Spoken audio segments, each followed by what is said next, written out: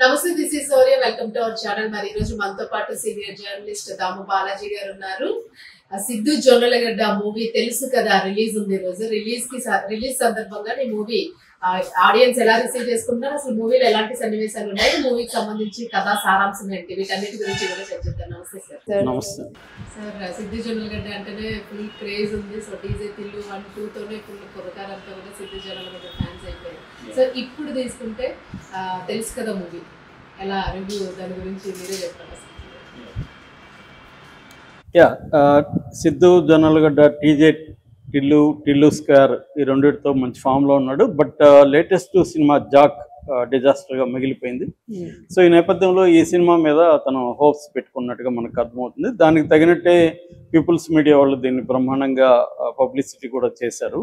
So ఈ నేపథ్యంలో ఈ సినిమా రివ్యూ ఎలా ఉందని చెప్పుకున్నాం. ఇందులో సిద్ధు జొన్నలగడ్డ, రాశి ఖన్నా, శ్రీనిధి శెట్టి, హర్ష చముడు, అన్నపూర్ణమ్మ వీళ్ళు ప్రధానంగా కాస్టింగ్.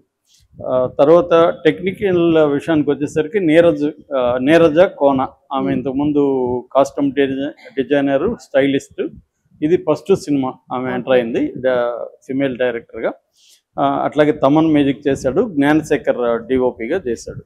సో ఇక కథగా వస్తే ఇది నిజానికి వెరీ సింపుల్ స్టోరీ. క్యారెక్టర్లు కూడా నలుగురు చుట్టూనే ఎక్కువ తిరుగుతుంటుంది. సో ఓవరాల్గానే ఒక 9 పాత్రలు ఉంటాయి దీంట్లో. ఈ 9 పాత్రల్లో కూడా ప్రధానమైన పాత్రలు 4. ఈ 4 పాత్రలు 80% వరకు స్క్రీన్ టైము ఈ 4 పాత్రల చుట్టూనే తిరుగుతుంటుంది. లొకేషన్లు కూడా తక్కువే ఉంటాయి అన్నమాట. సో ఇది బేసిక్గా ఏంటంటే రొమాంటిక్ కామెడీ డ్రామాగా మనం చెప్పుకోవచ్చు. సో ఇది ఒక రకంగా ప్రజెంట్ జనరేషన్ జెడ్ అంటారు. జనరేషన్ జీకి సంబంధించిన రిలేషన్షిప్స్ మీద ఫోకస్ చేసిన సినిమాగా చెప్పుకోవచ్చు. దీంట్లో ఒక మెసేజ్ కూడా ఉందని చెప్పచ్చు. సో దీంట్లో బేసిక్గా కథ ఏంటంటే, వరుణ్ అనే అతను, సిద్ధు జొన్నలగడ్డ వరుణ్ అనే పాత్ర, అతను ఆర్ఫను, బట్ సెల్ఫ్ మేడ్గా ఒక బిజినెస్ స్టార్ట్ చేసి సక్సెస్ఫుల్గా ఉంటాడు. సో అతను రాగా అనే ఒక అమ్మాయి, శ్రీనిధి శెట్టి చేసింది, రాగా అమ్మాయి లవ్ చేస్తాడు. అతని గోల్ ఏంటంటే మంచిగా పెళ్లి చేసుకొని సెటిల్ అయ్యి పిల్లల్ని కని అలా ఒక మంచిగా ఫ్యామిలీ, ఎందుకంటే కెరియర్ బాగుంది, పర్సనల్గా కూడా ఒక స్టేబుల్ రిలేషన్షిప్స్, స్టేబుల్ ఫ్యామిలీ ఉంటే బాగుంటుంది అనేది అతని సాధారణంగా ఎక్కువ మందికి గోల్ అదే కదా, అలాంటి గోల్ ఉంటుంది. కానీ ఈ తగిలిన అమ్మాయి ఏమో, ఈ అమ్మాయికి అసలు మ్యారేజ్ అంటే ఇష్టం ఉండదు. అసలు ఏ రిలేషన్షిప్, దాని ఎందుకు పేరు పెట్టాలి రిలేషన్షిప్కి అన్న ఒక యాటిట్యూడ్ ఉంటుంది. అలాంటి ఒక ఆమెని రోలర్ కోస్టర్తో కూడా పోల్చుతారు. అటువంటి ఒక, అంటే ఆమెతో బ్రహ్మాండంగా ఉంటుంది కానీ స్టేబుల్గా ఇతను కోరుకున్నట్టు ఆమె ఉండదు. అంటే ఆమె ఒక వైల్డ్ హార్స్ అనుకోవచ్చు. సో ఒక వైల్డ్ హార్స్ అనుకోవచ్చు. సో అలాగా ఉంటుంది. అంటే ఇతని గోల్కి ఆ అమ్మాయి లైఫ్ స్టైల్కి మధ్య అసలు సంబంధం ఉండదు. అందువల్ల బ్రేకప్ అయిపోతుంది. బ్రేకప్ అయినప్పుడు ఇతనికి జీవితంలోకి అంజలి శర్మ అని ఇంకొక అమ్మాయి వస్తుంది. ఈ అమ్మాయే శ్రీనిధి శెట్టి. ఈ అమ్మాయి క్వైట్ ఆపోజిట్, కాము, అది ఇంత ఇతను కోరుకున్నవన్నీ ఉన్నాయి. కాకపోతే ఇతని మేజర్ గోల్ ఏంటి, కిడ్స్ కావాలి. అది ఆ అమ్మాయికి బయలాజికల్ కిడ్స్ అనేది ఛాన్స్ లేదు. సో ఇలాంటి ఒక కాన్ఫ్లిక్ట్, అంటే తను అన్నీ కోరుకున్న అమ్మాయేమో, తనకి ఆ అమ్మాయికి మధ్య యాటిట్యూడ్లలో, ఫిలాసఫీలో తేడా ఉంది. అన్నీ సెట్ అయినా కూడా ఫిజికల్గా బయలాజికల్ ప్రాబ్లం ఈ అమ్మాయికి ఉంది. సో ఇది కాన్ఫ్లిక్ట్ అనమాట. సో ఇటువంటి రెండోసారి ఈ అమ్మాయి అంజలి లైఫ్లోకి వచ్చినప్పుడు ఇది అన్నీ బాగుంటాయి అనుకున్నప్పుడు బయలాజికల్ పేరెంట్ కాలేమనేది తెలుస్తుంది. ఈ లోపల మళ్ళీ రాగా ఎంటర్ అవుతుంది. ముందు అమ్మాయి మళ్ళీ ఎంటర్ అవుతుంది. ముగ్గురు మధ్య ట్రయాంగిల్గా ఎటువంటి డ్రామా నడుస్తుంది అనేది బేసిక్గా కథ అనమాట. అంటే ఒక రొమాన్సు, కామెడీ, డ్రామాగా ఉండి మనకి అలా వెళ్తూ ఉంటుంది అనమాట. సో దీంట్లో స్క్రీన్ ప్లే పరంగా తీసుకున్నప్పుడు చాలా సీన్లు ఇవాళ జనరేషన్ రిలేట్ అవుతారు, కనెక్ట్ అవుతారు. అది ఇంపార్టెంట్. అది నీరజ కోన చాలా బాగా చేసింది. అంటే ఇవాళ జనరేషన్స్కి ముఖ్యంగా ఫిమేల్ పాయింట్, మనకి ఎక్కువగా సినిమాలన్నీ కూడా మేల్ పర్సెప్షను, మేల్ పర్స్పెక్టివ్లోనే ఎక్కువ ఉంటాయి. కానీ ఈమె డైరెక్టర్, రైటర్ కావడం వల్ల ఆ ఫిమేల్ పర్స్పెక్టివ్ను కూడా బాగా తీసుకొచ్చింది. అందువల్ల బ్యాలెన్స్ అయినాయి క్యారెక్టర్లు. ఓన్లీ హీరో సెంట్రిక్ కాకుండా మిగతా అమ్మాయిల పాయింట్ ఆఫ్ నుంచి, అంటే ఇక్కడ నాన్ జడ్జిమెంటల్గా ఉంటూనే అట్ ద సేమ్ టైం వాళ్ళ పర్స్పెక్టివ్లో ఇప్పుడు నాకు సూట్ కానంత మాత్రాన వాళ్ళు బ్యాడ్ కాదు కదా, వాళ్ళ పర్స్పెక్టివ్లో లైఫ్ ఎప్పుడైనా రెండు పర్స్పెక్టివ్లు మ్యాచ్ అయ్యి కంపాటబిలిటీ అయితే ఆ రిలేషన్షిప్ ఉంటుంది, లేనప్పుడు ఉండదు బేసిక్గా. ఆ అంశాన్ని బాగా తీసుకుంది, అందువల్ల రిలేటబిలిటీని కనెక్షన్ని బాగా తీసుకొచ్చింది. అట్లాగే స్ట్రగుల్ అనమాట, ఇవాళ జనరేషన్ రిలేషన్షిప్స్లో ఎలా స్ట్రగుల్ అవుతున్నారు, ఎందుకంటే బోల్డ్ కన్ఫ్యూజన్ ఉంది, వాళ్ళకే క్లారిటీ లేదు ఎలాంటి రిలేషన్షిప్స్లో ఉండాలని. ఒకటేమో కెరియరు, తర్వాత కెరియర్లో కూడా ఒకప్పుడు మనం జాబ్లో జాయిన్ అయితే రిటైర్డ్ అయ్యే వరకు క్లారిటీ ఉండేది, ఇవాళ అది లేదు. ఇవాళ దీన్నే లిక్విడ్ మోడర్నిటీ అనే ఒక సోషాలజిస్ట్ పేరు పెట్టాడు. అంటే నిరంతరం ఫ్లూయిడ్గా మారిపోతూ ఉంటుంది, ర్యాపిడ్గా చేంజ్ అయిపోతుంది. అందుకనే రిలేషన్షిప్స్లో కూడా డిస్పోజబుల్ రిలేషన్షిప్స్ అంటాడు ఆయన. లిక్విడ్ లవ్ అని బుక్ కూడా రాశాడు ఆయన, జిగ్మంట్ బౌమన్ అని. సో ఈ రిలేషన్షిప్స్ కూడా use and throw relationships.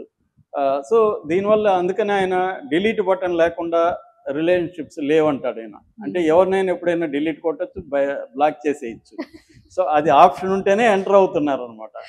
So అందువల్ల మనకి అర్బన్ దీంట్లో విడాకులు అవన్నీ కూడా పెరుగుతున్నాయి. ఈ కాంటెక్స్ట్లో ఈ సినిమా వెరీ ఇంపార్టెంట్ అని చెప్పుకోవచ్చు, చాలా బాగా చేశారు. అట్లాగే ఎమోషనల్ ఎలిమెంట్ని కూడా డైరెక్టర్ బాగా తీసుకొచ్చింది.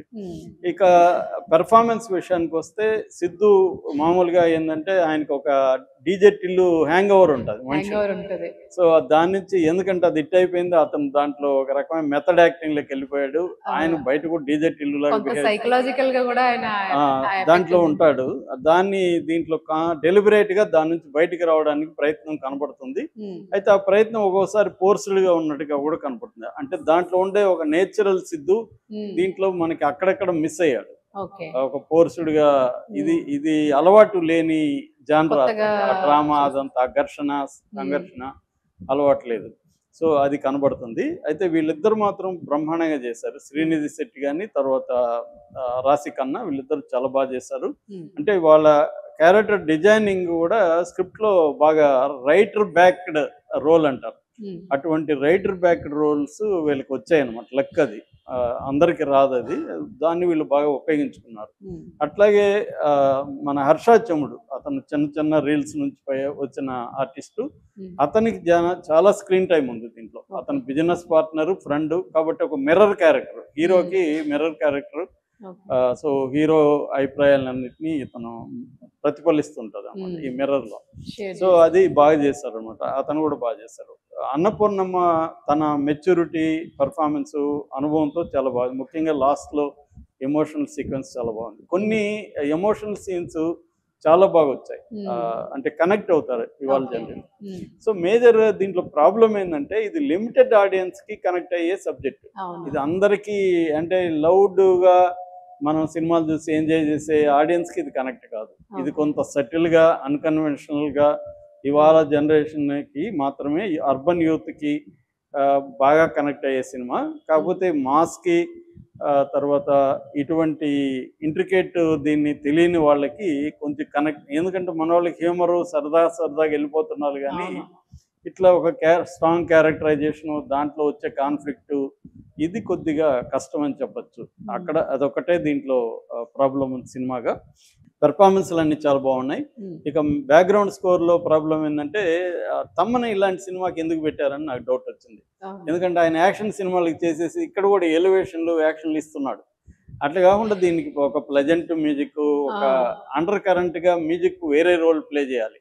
అది కాకుండా మామూలుగా కమర్షియల్ సినిమాలకు మ్యూజిక్ ఎలా ఉంటుంది అంటే అండర్లైనింగ్ ద ఎమోషన్ అంటారు. అంటే అక్కడ మ్యూజిక్ క్యారెక్టర్ ఏడుస్తుంటే మ్యూజిక్ ఏడుస్తుంది, ఇంకా ఎక్కువ ఏడుస్తుంది, నవ్వుతుంటే మ్యూజిక్ ఎక్కువ నవ్వుతుంది. ఇలాంటి అండర్లైన్ చేసే యాక్టివిటీ మ్యూజిక్ చేస్తుంది. దాన్ని ఇది ఇక్కడ ఫాలో అవ్వడం కొంత ఇబ్బందిగా ఉంది. ఇక్కడ ఏంటంటే ఇంటర్ప్రెట్ చేయగలగాల మ్యూజిక్ అనేది, అది మనోడు కొన్ని చోట్ల చేయగలిగాడు, కానీ కొన్ని చోట్ల ఆయనకి ఓజీ కైండ్ ఆఫ్ మ్యూజిక్ ఇచ్చాడు, అదో ప్రాబ్లం ఉంది. జ్ఞానశేఖర్ వండర్ఫుల్ కెమెరామెన్, చాలా ఆల్రెడీ ప్రూవ్డ్. ఆయన చాలా బాగా చేశాడు. కొన్ని సీన్లు అయితే అల్టిమేట్గా ఆ మూడ్ని, లైటింగ్తో మూడ్ క్రియేషను అవన్నీ చాలా బాగా చేశారు.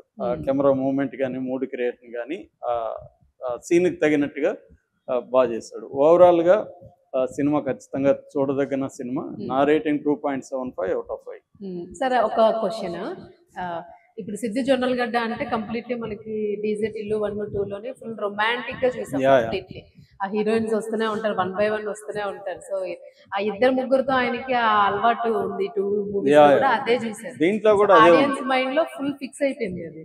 దీంట్లో కూడా అది ఉంది. ఆ. బట్ ఏంటంటే దాంట్లో ఉండే ఒక అవుటర్ గా ఉంటాడు అతను, అంటే లౌడ్ గా ఉంటాడు. దీంట్లో అతను కూడా సఫర్ అవుతుంటాడు, ఒబ్బడిగా ఉండి సఫర్ అవుతుంటాడు. కానీ కొన్ని అతను ఆ సఫరింగ్ లో కూడా హ్యూమర్ వస్తుంది. ముఖ్యంగా హర్షాచముడు చాలా చోట్ల నవ్వించాడు ఓకే మనకి. సో హ్యూమర్ ఉంది, హ్యూమర్ లేదనేది. ఏమైనా సెన్సార్ కట్స్? సెన్సార్ ఇది UA-16 ఇచ్చారండి. 16 అంటే 16 years తర్వాతనే చూడాలి. ఆ రకంగా మామూలుగా సిద్ధు సినిమాలన్నిట్లో కామన్, రొమాన్స్ అనేది పక్కా కామన్ ఉంటుంది. ఇది కూడా ఓవరాల్ గా అయితే చూడదగ్గన సినిమా. రైట్ సార్, చూద్దాం మరి ఇంకా ఎన్ని రోజులు ఇది బ్లాక్ బస్టర్ అవుతుంది. Thank you sir.